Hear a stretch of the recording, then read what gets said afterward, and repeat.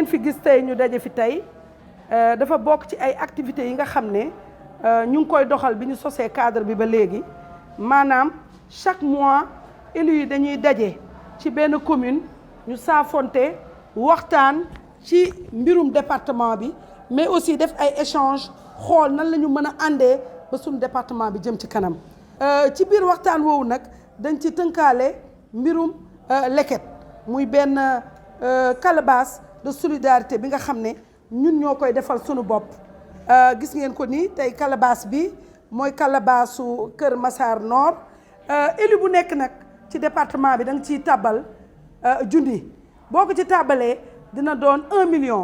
million boobu ñu jox ko jigéen ñi nga xamante ne ñooy élu yi nga xam ne dañoo am ay kuréel ci biir communes yi di liggéey mbirum développement ci seen biir bu ko defee ñu jàppandi ci loolu nag mooy ñun dañ ne bay ci sa wewu tànk gannaaw ñun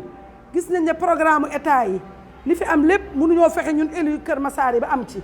maanaam li jëm ci DER lu jëm ci ay FONGIP lu jëm ci ay promise muy programme yu am solo yoo xam ne état du Sénégal mi ngi koy yëkkati yàlla dogal na amul benn élu Kër Massar buñ ci boole ñàkk leen ci boole nag taxul élu yi jéem nañu bind nañu élu yi dugal nañuy projet élu yi def nañ lu nekk mais ba léegi nii wax dëgg yàlla mënuñoo jot ci financement yi dem nañ sax ba ministère bi nga xam ne mooy ministère de la femme nga xam ne parité dafa doon lu am solo ci biir collectivité territoriales yi pour ministre bi sax gisanteeg ñun problème la te ñu jàpp ne ministère boobu tey ministère de souveraineté nationale la jigéenu Sénégal yépp dañ cee war a gis seen bopp yaa xam da ngay bay yaa xam da ngay sàmm yaa xam conseiller nga yaa xam sax jaaykatu gerte nga bu jigéen ñi dañoo war a gis seen bopp ci ministère boobu ñun femmes élues yu Kër Massar gisuñu suñu bopp ci ministère de la femme moo waral tey jii ñu lancé appel boobu ne leen ñun nag Sénégal la ñu bokk te ñu bañ ñoo xoolee ne ñun ay politiciens lañu dëgg la nag bala ngay nekk conseiller da ngay jaar ci liste parti wala nga jaar ci liste indépendante nga mën a doon conseiller. Le gouvernement du Sénégal war na bàyyi xel les conseillers municipaux du Sénégal war na leen a bàyyi xel ndax boo seetloo ñëpp ay fayeku jamono ji ñu toll ndax barki Dembo Ndiaye rek ñoo ngi koy féliciter monsieur le président woo nga fi bàjjenu gox yi ñuy wax ne nag loolu nga leen fay ñoom loolu dañ koo mérito parce que bàjjenu gox yi sonn nañu bàjjenu gox yi ñu ngi ci biir gox yi bàjjenu gox yi ñu ngi ci jigéenu wérul yi bàjjenu gox yi ñu ngi ci tout tànk yi ñoo ngi liggéey bu am solo boo xamante ne ñu ngi ñaan yàlla fukki junni yooyu nga leen jox yàlla na ko suñu borom yokk parce que ñoom mérité nañ lu ëpp loolu waaye nag monsieur le président bul fàttee nag conseillers municipaux yi ndax conseillers municipaux yi ñoom itamit dañoo am liggéey bu am solo boo xam ne ñu ngi koy liggéey ci biir gox yi ak goxaat yi tey jii ñooy tax ñuy voter ay budget ci biir maire yi ñoom ñooy def contrôle de légalité bi ci biir maire yi ñoo lépp loo xam ne ay décision la naka assemblée nationale di defee noonu la ko conseil yi di defee ci biir maire yi kon ñooñu nag monsieur le président jaadu na nga woo leen waxuñu na nga woo waa Kër Massar rek dañ ne nga woo leen conseil municipal wu Sénégal yëpp xool seen nekkin ci biir communes yi nga jàppale leen wutal leen ñoom it motivation bu toll ni tey ku ci jóg di nga mën a am indemnité de transport ak indemnité de déplacement boo liggéeyee ndax sa liggéey mën a jëm ci kanam loolu rek lañ doon sànni di wax ne nag ñun dañoo amul lu dul Kër Massar te lii ñuy dox nii doxaluñ ko suñu bopp jigéenu Kër Massar yëpp lañ ko doxal dafa jot nag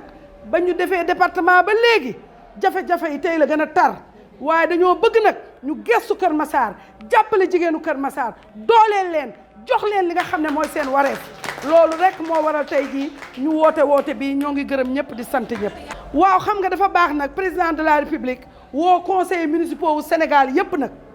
gannaaw ba mu saytoo ci seen i mbir ci seen toogaay bu boobaa nag yaakaar nañ ci moom président mu joxe li muy jox ñëpp rek wut ay indemnité ak ay motivation jox ko conseillers municipaux du Sénégal yi bu ko defee ñoom it ñu mën a gis seen bopp ci li nga xam ne askan wi moo leen ko sant di dénk leen ko ci biir gox-goxaat. Nous sommes réunis aujourd'hui ce 15 juin dans la commune de Kër Massar Nord dans le cadre de nos tournées mensuelles de solidarité entre élus en mettant en place une calebasse de solidarité d'un montant de 1 million pour s'autofinancer dans le cadre des activités génératrices de revenus que mènent les élus du département de Keur Massar. En fait, le cadre de concertation des femmes élues, c'est un espace d'échange, de concertation, mais aussi de discussion par rapport à l'avenir de notre cher département. Nous sommes devenus, en tout cas la voix du département, dans le cadre des plaidoyers que nous menons par rapport aux problèmes des femmes en général du département et des élus et des femmes élues en particulier. C'est pourquoi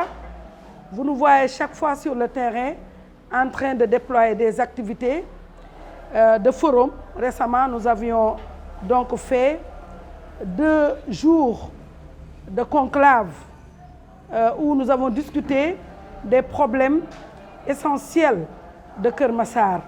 et de penser à des solutions que nous proposerons aux autorités administratives et à l'État du Sénégal. Mais aujourd'hui, nous avons eu un constat. Ce constat, depuis lors, nous ne cessons d'en parler, c'est que nous, en tant qu'élus, nous ne sommes pas des politiciens. Nous ne sommes pas des politiques politiciennes. Nous sommes des actrices de développement. Toutes ces femmes que vous voyez dans les conseils municipaux, c'est des présidentes de groupements féminins, c'est des actrices de développement, c'est des femmes qui œuvrent à la base. Mais aujourd'hui, que le Keur Massar les a choisis pour aller siéger dans ces organes délibérants qu'est le conseil municipal. Je pense que le conseil municipal aujourd'hui, les mairies sont des démembrements de l'État. Ils sont en train aujourd'hui de prendre le relais de l'État en matière communautaire. Donc ces personnes-là, on ne saurait les considérer comme des politiciennes au risque de les mettre carrément en marge des propositions et des activités que le gouvernement mène en faveur des femmes. Là, tout à l'heure, j'ai demandé la question aux femmes que vous avez vues ici. Personne d'entre elles n'a jamais reçu de financement venant de l'État. Tous ces programmes que nous entendons, le programme Promise, le FONGIP, DER et tout ce qui s'ensuit, je puis vous dire aujourd'hui que les élus des 6 communes et du département n'ont aucunement bénéficié de ces programmes-là. Ce n'est pas à défaut de ne pas déposer, ce n'est pas à défaut de ne pas parler, mais jusqu'à présent, nous tardons à être pris en compte par ces programmes de l'État. Mieux, nous dépendons du ministère de la Femme et toutes les activités que nous menons à Keur Massar,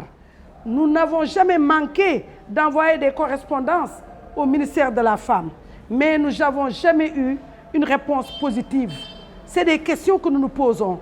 Nous sommes des femmes et nous savons que le ministère de la Femme est un ministère de souveraineté nationale qui aujourd'hui doit œuvrer pour toutes les femmes du Sénégal. Et par ailleurs, vous avez vu aujourd'hui que notre plaidoyer est porté sur le sort des conseils municipaux en général. C'est pourquoi vous avez vu les femmes représentant toutes les communes ont développé ici des plaidoyers forts pour demander au gouvernement du Sénégal, à l'État du Sénégal, à son Excellence, Monsieur le Président de la République Macky Sall, de revoir le statut du conseiller municipal. Parmi les élus, nous avons des badianu gox, nous avons des relais communautaires, nous avons des femmes de développement. C'est pourquoi nous demandons dans cette lancée, Monsieur le Président de la République, de revoir le statut de l'élu. Le conseiller municipal aujourd'hui doit aussi, en tout cas, bénéficier d'une motivation ou d'une indemnité de déplacement pour mieux l'outiller dans le travail qu'il est en train de faire au niveau des communautés. Et nous parlons aujourd'hui des conseillers municipaux, non pas de Keur Massar, mais de tous les conseillers municipaux du Sénégal. Il est temps, Monsieur le Président de la République, que vous receviez tous les conseillers municipaux du Sénégal et que vous vous penchez sur leur sort en leur octroyant des indemnités pour qu'ils puissent maximaliser le travail qu'ils sont en train de faire au niveau des collectivités territoriales. Nous demandons solennellement que Monsieur le Président de la République reçoive tous les conseillers municipaux du Sénégal et essaie de faire, en tout cas, des choses pour elle dans le cadre de la réforme, dans le cadre de la formation, dans le cadre de la capacitation, mais aussi dans le cadre de la prise en charge de ces braves conseillers municipaux aujourd'hui qui font un travail extraordinaire dans leur localité.